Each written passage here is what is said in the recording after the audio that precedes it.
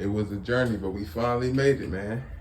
Second time around. A bike down here in Houston. That's one in the lab. We gotta clean up the garage and workspace for real, so we can, shit. Yeah, I'm sure. All right, just for now, it's gonna stay right here. Then we gotta get this bike. Bro, that shit look good. It's a little junky in here, but shit, we did it. Long trip. We had to do it twice. We moved up here like, let me see. Like 6 months ago, but we had to go back to North Carolina to get the rest of our stuff. And it's been a journey, man. In Houston with it and the bikes back. Man, I feel bad as hell. I feel like I abandoned my bike. But I touched up on the exhaust system a little bit as soon as I got to Houston and everything like that. I touched that up on both of the bikes, but I haven't really got into looking at the CVT and my battery. My battery's like 11.1 volts. I ain't touched this bike in about a year, so it needs a whole lot of TLC. Like I'm telling you. I mean, but everything worked and everything like that. Like I stuck the key in and all that, everything worked. I'm sure it would crank right now, but before I do that, I'm definitely gonna look into the carburetor, cause we're not even gonna do that. We're not gonna run that old ass gas through the bike. And down here, let's see, down here, right here where the base gasket go, it tore. I know it tore. I did put some motor seal between the base gasket and the actual cylinder. So even though it tore around it a little bit, I'm pretty sure it's still sealed. So I don't know if I'm gonna actually dig into that, but I want to. I really, really do. And it's crazy, yo, cause I got a whole nother kit. Like literally, I would look through all my shit and I got a whole nother kit. Literally the same. I think that's a 77cc airsoft big bore. So let's go ahead and dig into here, cause I need to know what this look like. I only be rocking 2 bolts. Like I don't even rock all the bolts that go in there. I just tighten it down real good, and it always holds. So I got an 8 mil down here, if I remember. Yeah.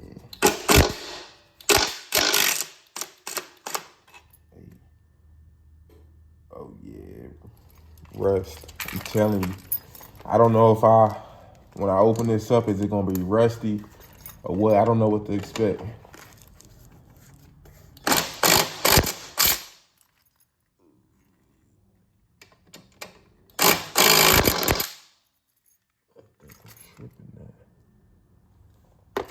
Let me go get a better tin.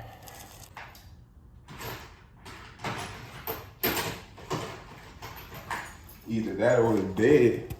This about dead.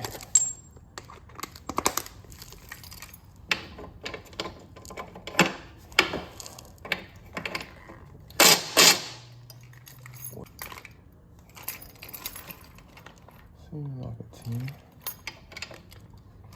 Let me get a wrench. I couldn't get that off with this one. This one's stripped. I'm gonna just throw this one in the trash. These 2 tins right here, same tins, so you can see in there. Moral of the story, don't use strip sockets. But this should come right up out of here now. I'm gonna just go ahead and, do it by hand. And then stick it back on the drill real quick. But as I was saying though, I'm just hoping it don't look like shit in here. Take this out. Wow. Yeah, a little rusty. So we got some rust right here. We got rust in the bell. We got rust off on the gear pinion when you kicking it. And we got some rust in there. Now, I can attack this in a couple ways. Okay, but look, Y'all check this out though. So I made a gasket for the gears back here a long time ago. You can see that's my gasket. I made that gasket. I got some gasket paper over there. And it's still holding up. It's a little dirty in there, but it's holding up for sure. And whenever I installed this overrange CVT, I damn dug in too far with the Dremel back there. You can't see it.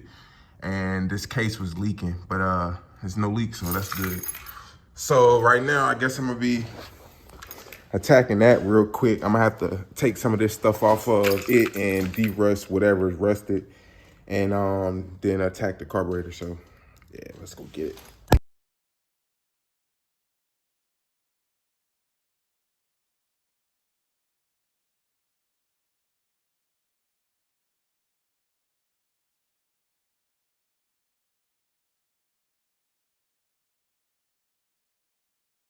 So this is where we at so far. I got all the pitting out. I'm happy about that because it was a little rusty in there and it had pitting everywhere. So what I did was I took some sandpaper. It was a mixture of sandpaper, this Scotch Brite, like it's literally a sponge, but it got the Scotch Brite material on the back, dollar store, and some steel wool. So yeah, some steel wool like this. And I just went around the surface on everything. This, I re-lubed this, so I took the little sleeve off and took the old stuff out and then put the new stuff in. As for like my little setup right here, like I told you, I'm running the 1500 RPM spring. It's the yellow with this little black insert that came with the overrange pulley system for this.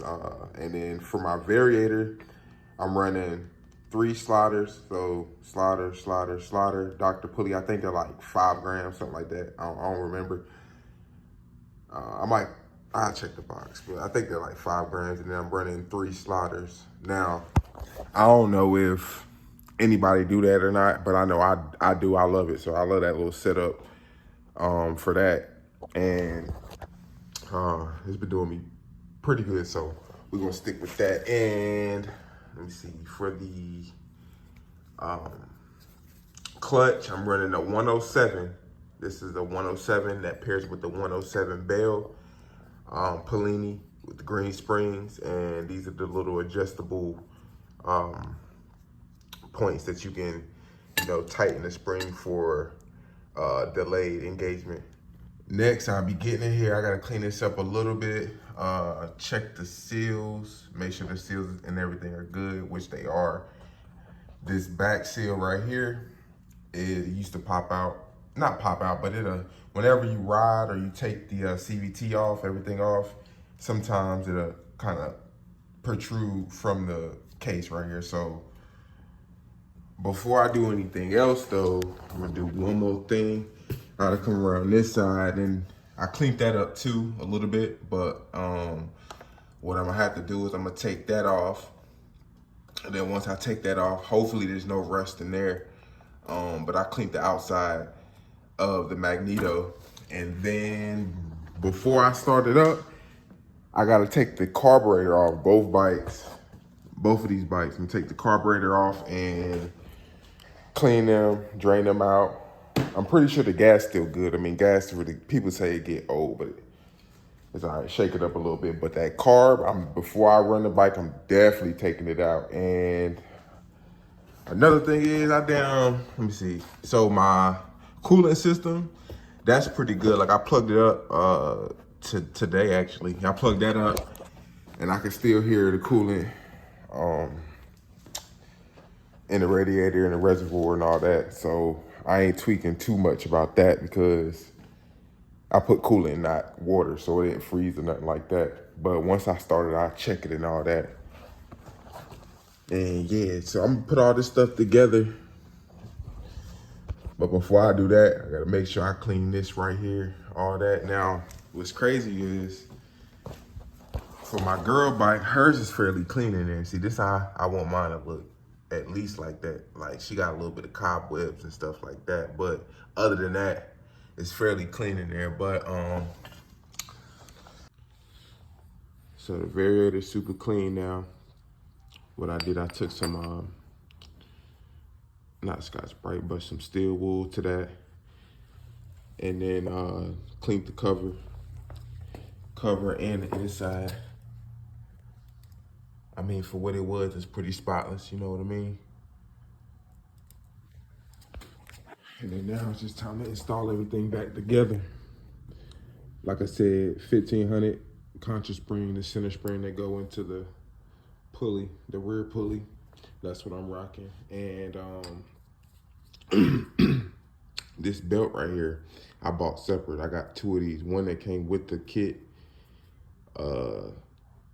Matter of fact, it's right here.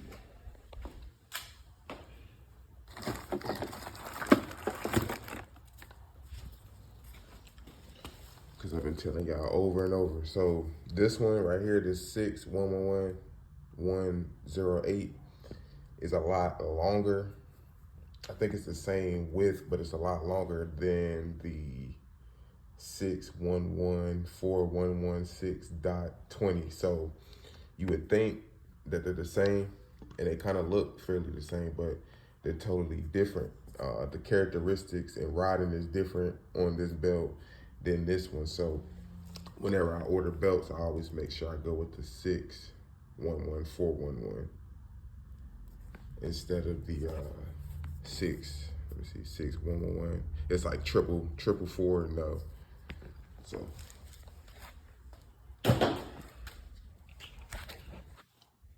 all right, let's install this back onto the bike. And just like that, we back in business. Belt tight. It's a certain sequence you gotta do it. I think I literally got videos on it already telling y'all how to do it. But we'll be back. So next step, cleaning this carb and cleaning up, you know, the engine bay area, getting all the dust off, some of this rust off right here. And then the little eyelets for all the gadgets and gadgets, clean that off as well. Cause this bike sat out for like a whole year in the rain, and that shit was just, man, like it sat out for a whole year. But if anything does need to be replaced, it's funny, now I can either print it, 3D print it, like this boot right here. I got some TPU, I can print that, or I can make it PLA, which is hard. Cause I did an intake on my girl bike, and what's funny is I got everything, literally a whole nother kit if I need it. I have a whole nother water pump and a whole bunch of other accessories. I'm literally, matter of fact, I'm gonna change the front brakes because I was looking at the pads up there and they're kind of worn. I got some back brakes for it. I got, like I said, I got everything you can need, but we back in business. I cleaned it. I cleaned the shit out of it. Sanded what needed to be sanded and everything. So this is like a $600 CVT. So, you know what I'm saying? I can't let that go to waste. So I had to clean that up. And like I told y'all before, these pipes was rusted to shit. And what I did was, off camera, I took a Scotch-Brite pad, AKA the sponge. You can get it like a 2-pack. Sprayed some WD-40 on it and went to work. It still need a little bit of TLC, but for right now, it's looking great. And I also, let me see if I can find it. Yeah, it's somewhere over there. Yeah, right there. It's like my goodies over here.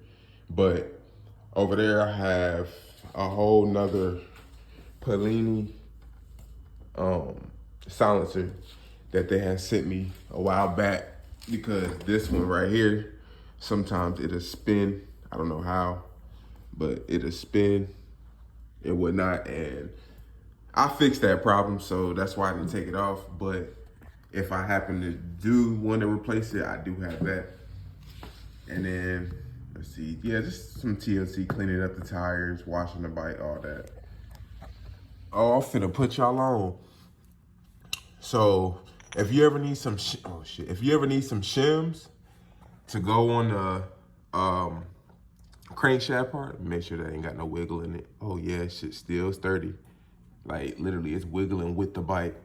I like that. No play. It turned good, smooth. Oh, you hear that compression? Oh yeah, that's with the fingers too. Anyways, back to it. So I sometimes struggle with finding shims that fit with the variator here up here in the front.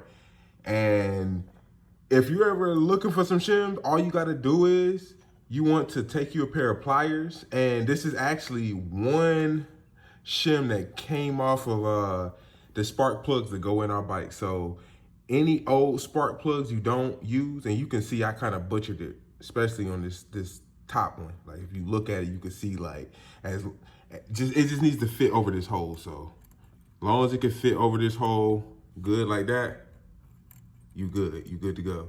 But these two right here came off old spark plugs. So basically what you do is you just find your old spark plug, a pair of pliers, and you just twist it off. You twist it all the way off, and if it fit, then good for you. But if it don't, take like a Dremel or something and just, just make it a little bit wider until it's able to fit freely over the crankshaft, and you good to go. I'm trying to tell you, like, it's worked shit for the longest, so you good. So it may not look like much, but a lot has been done to the bike. I cleaned it up a little bit. Fade protection, so like it was a little bit more faded than this all over up here too. It was like faded. So what I did was I took my heat gun right there, and I did both of the bikes like that. I just heated up everything, got it black, nice and black. And there's another thing I want to show y'all, including this air filter that I created for the Poloni 28 millimeter carburetor. So what I did was I just mocked it up, got the diameter of it, 3D printed it. Now this is the first V1, so it really don't look that good. Like right here, let me see, point at it like right there on the edge, but it'll do right now. I really don't know if it worked because I haven't started the bike, but the concept is there, you know what I mean? So what I did was I just took some sponge, cut it in half, and put it in the front of that 3D printed part, and basically just made it fit. I made it fit onto the stock rubber boot bottom 4 screws. That's why they're there. And let's see, I got some more 3D printed parts right here that's holding this stuff together. It's like a bracket, as you can see. I touched that up with some spray paint. And I finally fixed the cracks that was all along here. Even this thing, you could literally just peel it all the way down because it had a crack right here, a long one right here, and right here. Now it don't look, appealing or pleasing or whatever, but after I get done with it, shave it down, do what I do, it's gonna look a whole lot better. But I gotta touch up a couple more things. I looked at the front brakes, cleaned the calipers, looked at the front brakes so I don't have to change them. Don't know if I'm gonna throw a 3D slider back on here. I probably will. I updated my last version. Matter of fact, I updated my last versions, and the ones I updated when I updated them, I sent, I think 2 or 4 to Mop Boys for him to test out. So I should be throwing them back on there anyway. Then we got some other little things, like I cleaned the battery tray, de-rust everything that needed to be de-rust, including the screws, the hardware, the mounts, etc. The seat, I was trying to fix it, but the damn shit kept breaking, so we just gonna be pinning it up by them 2 bolts, one right here on the other side. And there's one more thing I did want to show y'all. So right here, what I done was for my license plate, it's a flip license plate now, see? Boom, Go there, bop. See what I'm saying? And I just created a little 3D. I wish I would have showed y'all before I did this, but it's a 3D plate behind here. Originally, it had two M6 by 1 screws going into them, or these 2 holes right here, but I ended up breaking them in there because 3D printed sometimes with the bolts and stuff like that. If you torque them too hard, that's what happened.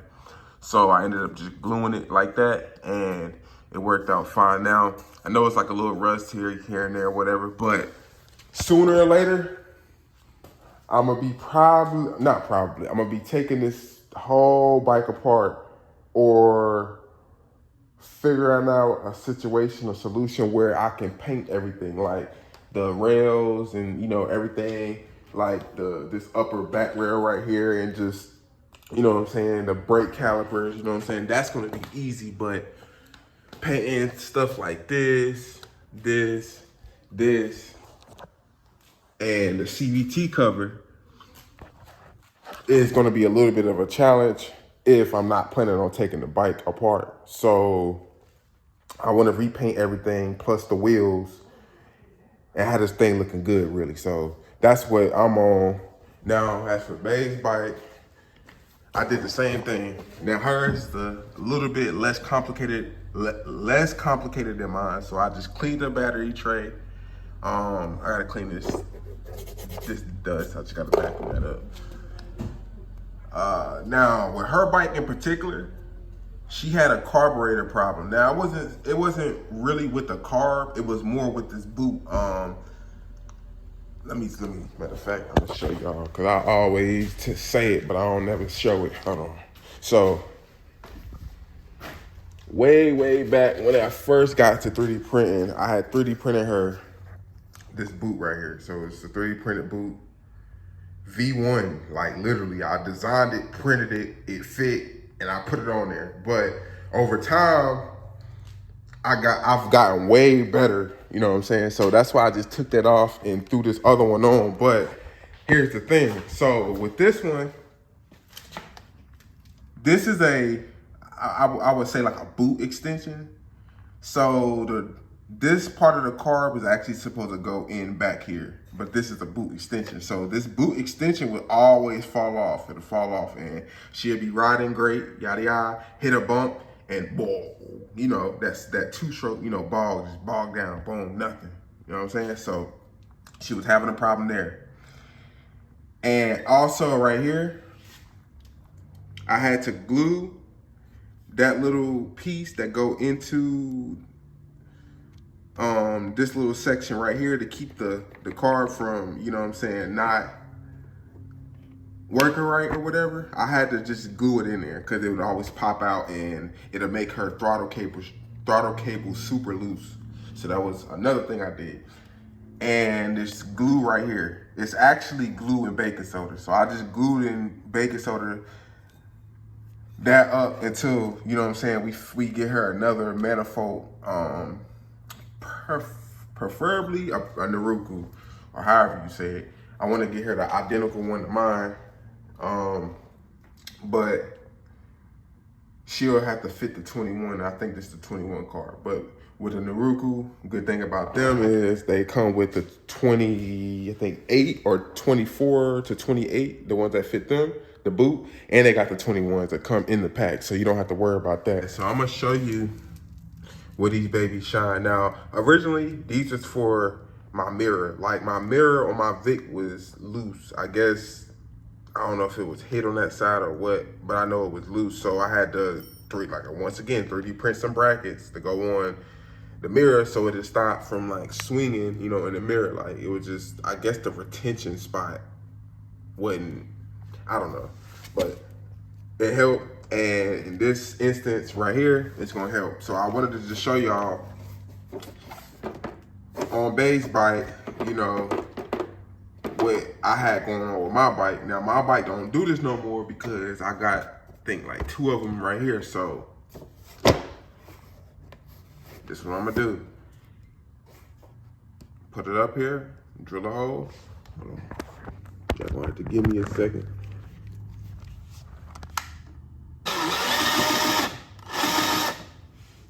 Okay. So look, hole right there. Hole right here. See it, just screw it in till it get tight. You can bend it a little bit. Then you just find the hole.